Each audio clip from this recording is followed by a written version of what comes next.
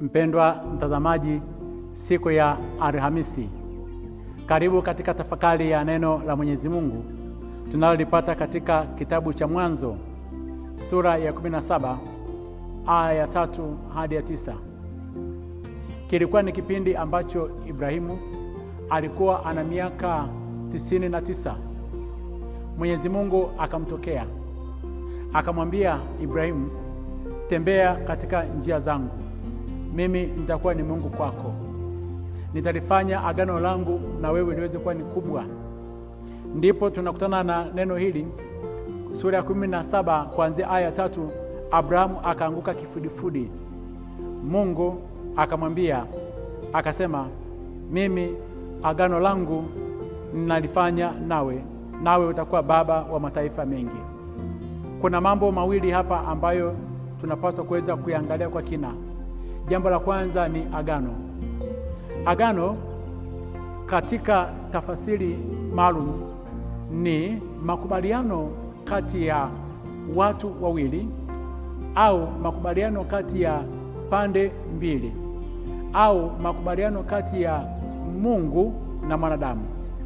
Agano hili ambalo Mwenyezi Mungu analifanya na Abrahamu lilikuwa ni agano la Mungu na Abrahamu, agano la urafiki ambalo Mwenyezi Mungu alikuwa amelianzisha, makubaliano kwamba ukizishika amri zangu nitakuwa ni Mungu kwako, na baadaye nitakuwa ni Mungu hadi kwa watoto wako. Baadaye Mwenyezi Mungu anamwambia Abrahamu kwamba wewe katika agano hili ambalo nalo lifunga utakuwa baba wa mataifa mengi. Na sharti mojawapo la agano ilikuwa ni kwamba hakuna agano ambalo linaweza likafungwa bila kumwagika damu. Hivyo basi katika sura ya 17 hii tutamsikia Abrahamu akichinja wanyama, akimjengea Mwenyezi Mungu madhabahu, na Mwenyezi Mungu anakuja anateketeza ile madhabahu na wale wanyama wote kuja kukamilisha kuweka muhuri wa lile agano. Kwa hiyo agano lije likamilike, lazima damu ije imwagike. Mwenyezi Mungu anamwambia kwamba utakuwa baba wa mataifa mengi, na jina lako hutaitwa tena Abrahamu, lakini jina lako utaitwa Ibrahimu. Tunaona katika hatua kubwa sana Mwenyezi Mungu anapofanya agano na watu wake muhimu, anabadilisha majina. Abrahamu maana yake ni baba wa wengi, ingawa alikuwa hana watoto, alikuwa hana mtoto, na wakati huo alikuwa ana mtoto mmoja tu ambaye alikuwa ni Ishmaeli. Na baadaye Mwenyezi Mungu anamwambia utaitwa Ibrahimu, maana yake baba wa mataifa. Yaani Mwenyezi Mungu kupitia agano lake anatengeneza kitu kipya. Kwa nini Mwenyezi Mungu anambadilisha jina lake? Katika Biblia na katika mambo ya kiroho, jina limebeba maana kubwa sana ya kiroho, si zile herufi tu. Jina linawakilisha utu, jina linasimama kwa nafsi, jina linabeba pia tabia. Huyu alikuwa anaitwa Abraham, baba wa wengi, lakini hakupata hiyo. Mwenyezi Mungu anakuja kumbadilishia kwamba utaitwa Ibrahimu, kwamba ni baba wa mataifa. Katika Biblia takatifu kuna maeneo mbalimbali ambapo Mwenyezi Mungu yeye alibadilisha majina ya watu muhimu.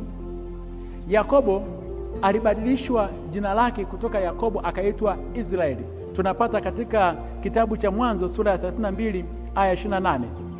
Katika agano jipya ambalo Bwana wetu Yesu Kristo amekuja kulifunga hilo agano kwa damu yake takatifu, alipowaita baadhi ya mitume wake wakubwa, Petro ambaye alikuwa anaitwa Simoni, alimbadilisha jina kutoka Simoni akaitwa Petro. Tunapata katika kitabu cha Marko sura ya 3 aya ya 16. Baadaye pia tutakuja kumsikia aliyekuwa anaitwa Sauli anaitwa Paulo. Na baadaye Mwenyezi Mungu anakuja kuzungumza nasi katika kitabu cha Ufunuo sura ya 2 aya ya 17 kwamba kupitia agano la damu ya Bwana wetu Yesu Kristo, agano la ajabu, agano lenye nguvu, anasema kwamba ndani mwake kuna ushindi. Yeye Mwenyezi Mungu anaahidi kwamba atatupatia majina mapya kupitia agano la damu ya Bwana wetu Yesu Kristo. Ibrahimu anapopata jina hili jipya kwamba atakuwa ni baba wa mataifa mengi, Mwenyezi Mungu anasema ninakubariki uweze kuwa na uzao mwingi. Agano langu nitalifanya imara kati ya mimi na wewe na uzao wako na vizazi vyako vyote. Hapa tunajifunza kitu kimoja kikubwa sana, kwamba katika agano lolote lile lazima damu imwagike. Hivyo basi, ukiona umeingia katika ibada zozote zile za kuweza kuchinja wanyama, ibada za matambiko, umechinja mnyama, mmechinja kuku, maana yake mmefanya agano, na hilo agano linadumu kwa vizazi vinne. Ndio maana katika agano la Ibrahimu anajitambulisha kwamba yeye ni Mungu wa Ibrahimu, Mungu wa Isaka na Mungu wa Yakobo, kwamba yeye amebakia kuwa mwaminifu kwa sababu ya lile agano alikuwa ameliweka.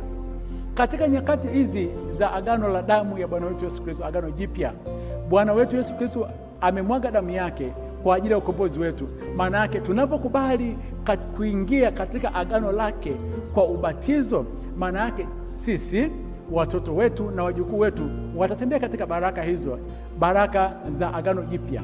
Sharti mojawapo, vile viapo vyetu vya kumkataa shetani na mambo yake yote lazima tuvizingatie. Tumwombe Mwenyezi Mungu katika siku ya leo kwamba wengi sana tumevunja maagano, agano la damu ya Bwana wetu Yesu Kristo, vile viapo ambavyo tulikuwa tumeahidi mbele ya madhabahu kwamba tutamkataa shetani. Wengi tumevunja hayo maagano, na wengi wanavunja maagano ambayo walisimama mbele za Mwenyezi Mungu, maagano ya ndoa zao na wapendwa wao wanayavunja. Wanasahau kwamba agano huwa halivunjiki hivi hivi, linadumu. Agano ndani mwake lina baraka, na usipotekeleza hayo maagano, masharti yaliyomo ndani mwake, kifo kitakukuta. Wengi pia tumevunja maagano ambayo tulikuwa tumeyaweka tulipokuwa tumewekwa wakfu mbele za Mwenyezi Mungu kwamba nitakuwa mwaminifu kwako. Agano la Ibrahimu na Mwenyezi Mungu, ambaye yeye alikuwa ni mwaminifu, na Mwenyezi Mungu akatembea kuweza kuwa mwaminifu kwa Isaka, kwa Yakobo na vizazi vingine vyote hadi leo wetu tunabarikiwa kupitia yeye, litufanye tusimame imara.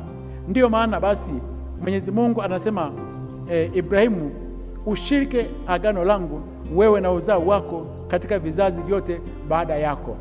Mwenyezi Mungu kupitia agano la damu ya Yesu litufanye tuweze kuwa waaminifu kwake, litufanye tuweze kuwa na uzima kwake, kwa sababu baada ya maisha haya tutaenda kuurithi ufalme wa mbinguni.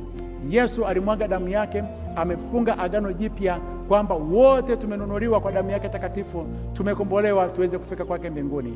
Akubariki na kulinda Mungu Mwenyezi, Baba na Mwana na Roho Mtakatifu. Amina.